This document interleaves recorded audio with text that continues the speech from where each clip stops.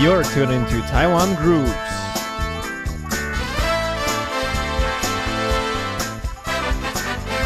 Let's explore the local music scene.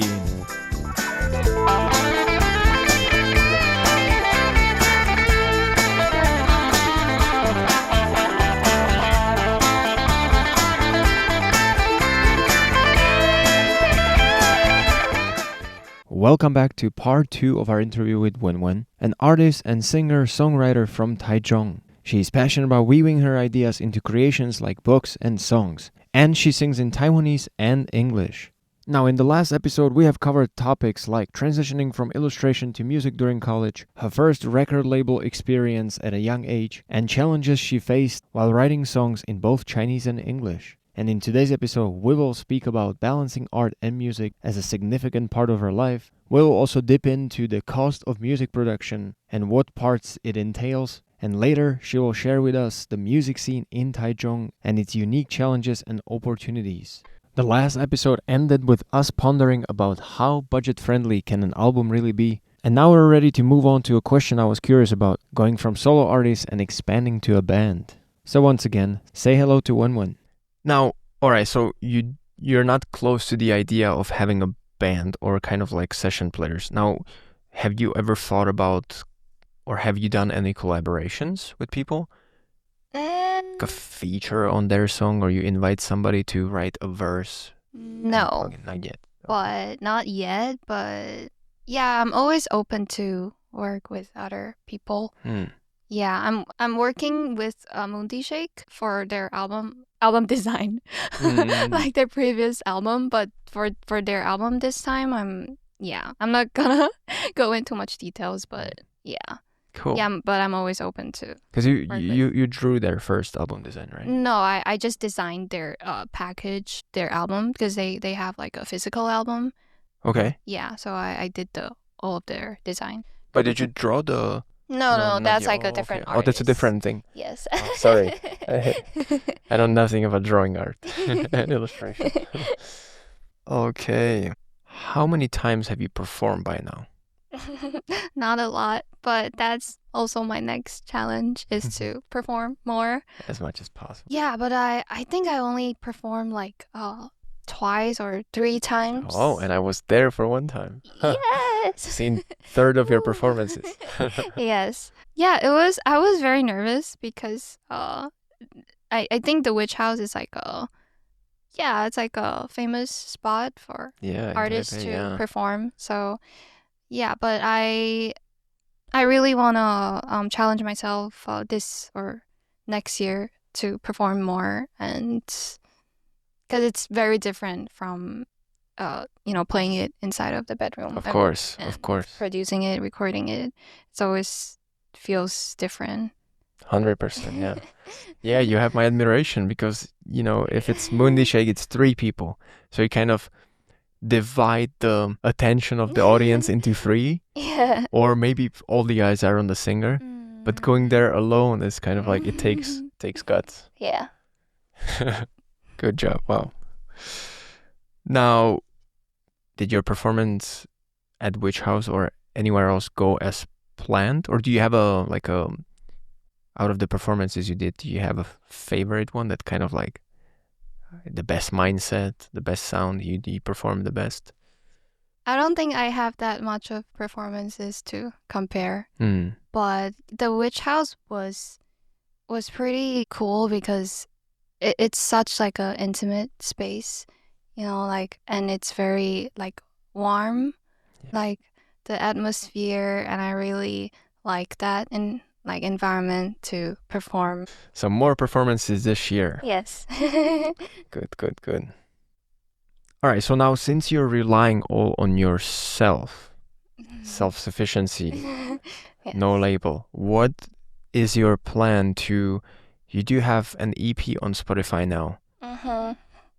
3 songs, correct? Yes. Okay, now what's your like a strategy or something to, except for live performances, how would you reach people to have your music put into their ears? Okay. I think nowadays it's always through social media, like Instagram. I do think in Taiwan, live performance gives more a huge impact than social media. I don't know why, because at least from my experience so far, whenever I hear a live performance, I would want to listen to them more. I would like check their socials and listen to their songs. And I think social media also work, but without a label, it's a little bit hard. And I get really unwilling to post sometimes because my previous record label, they wanted me to post every single day. And I did that for like a few months. It didn't go well. Can be a little pushy, right? It's so pushy. It's like, what if you have nothing to post? It's like, yeah. Always keep saying something, even if you have done nothing to say. It's crazy. It's crazy. They wanted me to post every day, so now I'm kind of unwilling. It's not that I'm not willing to post about like my personal life. It's just kind of weird, unless it's my music, it's my art, and I would post about it. I would be like, hey guys, I released something. It'd be nice if you listen to it. But if I post my selfie every day, it's just it's just kind of awkward. Oh man. But I know forced they mean well. Yeah. I see the intention, but I don't know, it takes thick skin. I would not be able to do that. Yeah. Even if you post like you went somewhere to, I don't know, eat ice cream or something. Some nice view, something. I guess that counts. No, I think I can answer the question of live performances. Like, why is it like that? Because, it's social media. Like, people are in their own heads, their own problems. They're hurried. So maybe somebody scrolls through with like no attention span, like not very good attention at that time, or their mind is completely elsewhere. Whereas you go for music, it kind of like draws you in, and you get sucked into it, whereas you forget about maybe your problems for a while. And then it's like, oh, I remember this more than 100 posts could ever make. So it's I definitely always recommend and go to live performances. It's a lot of fun. Yeah. Okay, now tell me about your EP.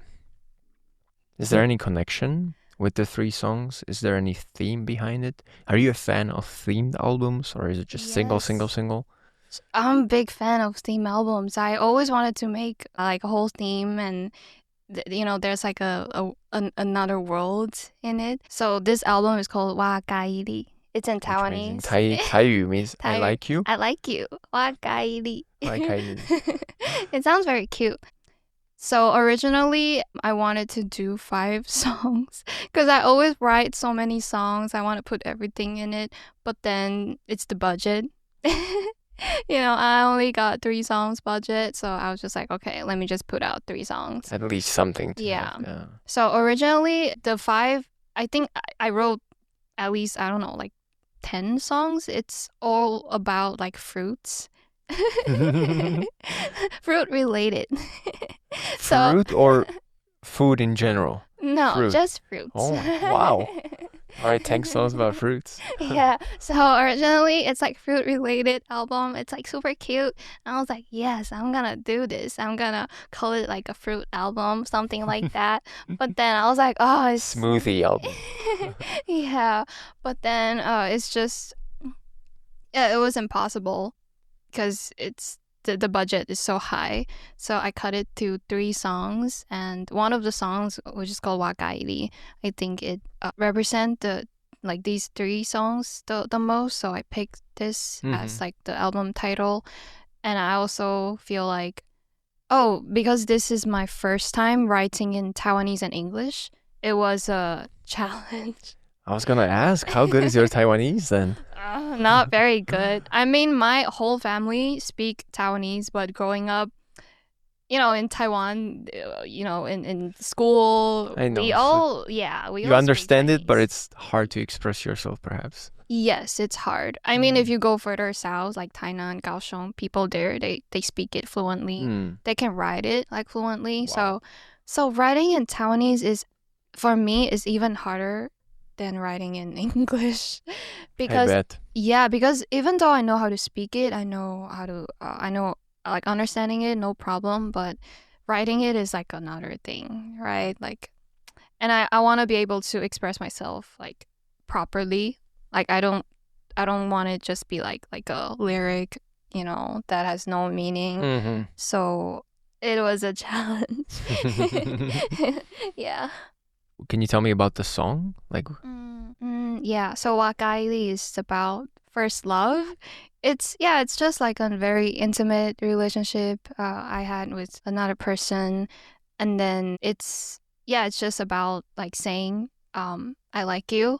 But when I was about to leave and I wanted to write a song to dedicate to this relationship, so I wanted it to be like subtle, you know, so it has that first love kind of feeling. And in the middle of the song, it's all in Taiwanese, and that's also like my favorite part. Mm-hmm. Yeah, because it's just my first time trying to write like a full verse all in Taiwanese, so and it sounded very natural to me. So I'm glad I did it. Very good. I mean, just like I guess with English, you started it's kind of tough, but then you get into it, it gets better. I'm pretty sure you would write 5 Taiwanese songs and it would just be like, oh, this works. Yeah. Yeah, so I really like that song. That's why I picked the album title name for this. It's also in Taiwanese, so it's like very special to me. If people look at the album title name, it will be like Wa Gai Li. They will probably not knowing the meaning of it for maybe English speakers or even Taiwanese people. But then for Taiwanese people, if they really like look into it, they'd be like, oh, it's Wa Gai Li. It means I like you. Yeah. So because it's pinyin, wa, W-A. Yeah. So I had this intention. Very good. Yeah. Very good.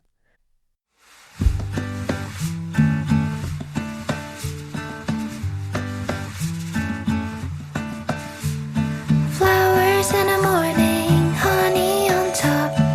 You look gorgeous, so kiss me from afar. How could I tell you we're falling apart? Running out of time, rushing in a month. Miyazaki's ending. Watashi wa hitori janai. When you call me up at night, say I miss you and I want you. Wakaubelo 이 아무던 날 슈베 자우투기 가고 home join you.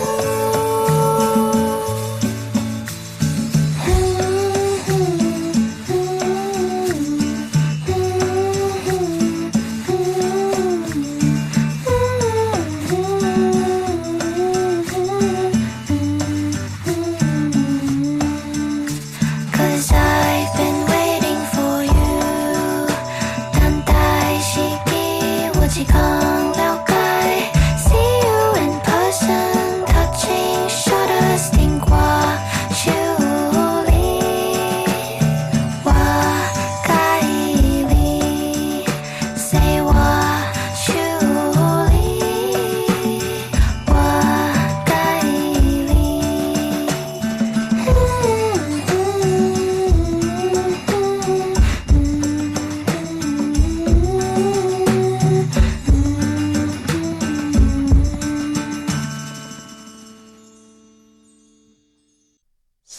Sorry, what's the second? The honey hair? Honey hair. Yeah. Yeah, I mean, Honey Hair is also in Taiwanese and English. And also, I think these three songs in common, it's about like first love. And so usually leaving a relationship is, for me, is like a fear, a kind of fear. But I wanted the songs to be dedicated to this relationship. So I made it, you know, like I wanted it to sound lovely, not like sad. So yeah, it's kind of like that. It's like looking back on happy memories. Yeah, only happy memories. Very good. Yeah.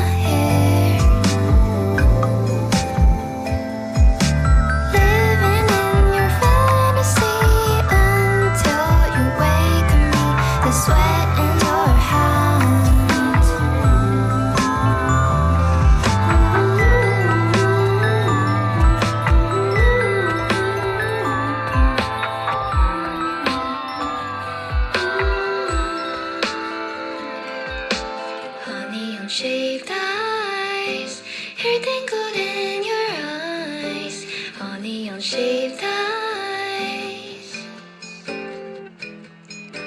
honey unshaved eyes, hair tangled in your eyes, honey unshaved eyes, hair tangled in your eyes, honey unshaved eyes, hair tangled in your eyes, honey unshaved eyes, hair tangled in your eyes, honey unshaved eyes, hair tangled in your eyes, honey unshaved eyes, hair tangled in your eyes. Yeah, that's I feel like you're leaving Chinese is getting left out in your songs. Yeah. But that's okay, because nowadays you see, I mean, obviously Ubai did it and other bands, but like Jie I feel like kind of brought the young power of Taiwanese. Oh, 茄子蛋. Oh, Yeah. yes. And then you see more and more artists coming So and do it. many, Like I don't know if you know Funky Mo. Yeah, I love Funky Mo. Such a big fan. Yeah, they're great. And who else was here? Chang Yiheng. Yes, I know Jin him. Xuanjiang, Jin Xuanjiang. Yes. Yeah, so they were here like right after each other, and I asked them like, okay, they even said like their Taiwanese is not too fluent level where they are comfortably expressing themselves, but they kind of like wanted to do it. They pushed themselves, so they did English and Taiwanese. Yes. So that reminds me of also like what you do, and it works because you have like one song English, one in Taiwanese, maybe a mix, and it's really good. Even to a person who doesn't understand Taiwanese at all, you just listen to it and you're like, wow, it's good. A lot of people will say like Taiwanese or English is more round, so maybe it's easier to write and sing, whereas Chinese is a little more squarey, sharp. So it's kind of like, that. Because I feel like in Taiwanese we use a lot of nasal sound. Oh. Kind of like French. I don't know. Like nasal sounds. Yeah. It sounds good. The first time I tried it, I was like, oh, it's actually, it sounds good. Right. Yeah. And Chinese, like, more sharp. And it's also very hard to write in Chinese. I feel like, because there's so many rules. Yeah. Writing in Chinese is more like how can I be perfect, but how can I express myself, express my emotions at the same time. But writing in English is more like, oh, how can I express myself properly? And that's just the goal. I don't have to make it like perfect. Or yeah. So since you live and do everything in Taichung, you come often to Taipei, right? But I want to know, how's the atmosphere and music surroundings or scene in Taichung? Like, are there a lot of live bars? Are there a lot of bands? Are there a lot of studios? Do musicians all know each other? I just know Joyce is from Taichung. Yes, she's from Taichung. People always say Taichung is like a desert for art and music. Do you agree? Yeah, to some degree, yes, but Taichung people love rock music. So different cities, they have different festivals. Right. So in Taipei, I'm not sure about Taipei, but for Taichung, it's always about like rock. So one of my friends, they're really cool. They make temple rock. Oh, I think you'll be interested in temple rock. I'll pass the contacts. They're called 正乐堂. Okay. And I knew one of the band members just from buying their album, and they make really cool album designs. Do you know 烧金纸, like the money paper? Yeah. They for their first album, they used that for packaging design. Yeah. So I was like, wow, I have to know them. So I bought an album from them. Like the... Yeah, and I should bring it to you today. And this guy is super nice. He I just bought their album, and they explained the whole packaging design to me, like in person. They're like, there you go, the meaning to it and why they want to make it like temple related. And they sing everything in Taiwanese, and but it's so complicated. Like they're like genius, and there's almost no one doing it. Not a lot of people doing it, because they write in like temple-related Taiwanese, which Wow. for some of the Taiwanese people, even they do speak it fluently, it's very hard to understand without the Yeah, that's completely new context. whole thing. Yes. If you're very So- like religious, then you get the concept. Yeah, so Wow. I feel like Taichung people is I think it's more religious. I don't know, but they love rock music. So we have a lot of like rock festivals, and sometimes I go, I'd be like, wow. Wow. All right, so desert with some little oasis and Yeah. green areas. Okay. Yeah. But do you think it got better? Like, if you wanted to go, because Taipei, we talked about this before with a lot of people, like, I think there's literally every night where you can see a performance. Yeah. What about Taichung? Like, do you know at least 3 bars where you can have open jam mic and you just kind of can go and perform? Nah, it's kind of hard. Even with bars, it's more like people, they're not there for the music. Really? Yeah. Do people not like music in Taichung? They just like rock music. They like going to like the festivals and stuff. Because the festivals there, I don't know why, it's like free. You don't need ticket. So it's Taichung is very generous. You have it's transportation free, festival free. yeah. So you get to see like old people. They be like vibing with the rock music in the park. I'm just like, what's going on? And like people sometimes they speak, they curse like on stage. I was like, oh, like, and there's like young kids, and I was like, what is going on? Just raising the next generation of rockers. Yeah. But yeah, it's kind of a desert, so I kind of have to come up to Taipei every now and then, to work with artists and. See, I'm kind of shocked. I would have thought, because a lot of quality artists come from Taichung, like over the big names. Yeah. So I was thinking that obviously it wouldn't be as on par with Taipei, like, but still, I think Taichung would be the second biggest place where there's a lot of stuff going on. Like people do their music there. You have live bars, music. Well, that's live bar. Obviously, I don't know what's going on behind walls. That maybe everybody's in the studio and in the bedroom doing stuff, but maybe. Yeah. I do feel like Kaohsiung is like the second city to do that. A lot of bands are from Kaohsiung, and they have the Dajudan. Oh, right. You know, so a lot of big artists they perform there in Kaohsiung. Right, that's for big artists, but I'm thinking like upcoming artists, just like who want to show themselves. And I think that's a good opportunity. If you say it's a desert, I'm just thinking the first idea that pops up, like, oh, I'm gonna open a music bar there. Like kind of like copy Taiwan thing and have like an open jam, because I'm pretty sure there's tons of quality musicians. There's bands who want to be heard. There's somebody who wants to go on stage and entertain people. And I'm pretty sure there's enough people who just don't want to wait for a festival every couple of months, who just want to go and listen to good music. Okay. Yeah. Writing it down. All right. Anything else to add about that? Sorry, I kind of cut you off. Yeah, I mean, I'll do some research. Maybe that's my next challenge, to perform in the desert, Taichung. Sorry, you already have like so many challenges. To-do list is full. You're gonna have to quit your jobs now. Okay, I think last question. It's a very standard question. Do you have any recommendation for upcoming artist, anybody who's a bedroom singer, guitarist, composer, and wants to be a musician, wants to dedicate a part of their life to music, wants to juggle music with something? Or you can just talk to your past, future self. Just keep doing it, I guess. Yeah, just because I think nowadays there's so many bands, so many artists, since everyone can do music in their bedroom, and there's AI right now. More competition. So yeah, the only way to keep going is just do it. Just don't give up, I guess. Because for me, I'm just starting out, so I face a lot of challenges through these years, like how to put myself out there. But at the end, I just feel like maybe I should just keep doing my thing, and just start from there. I still want to make myself as authentic as possible. And yeah, I'm just gonna start from here.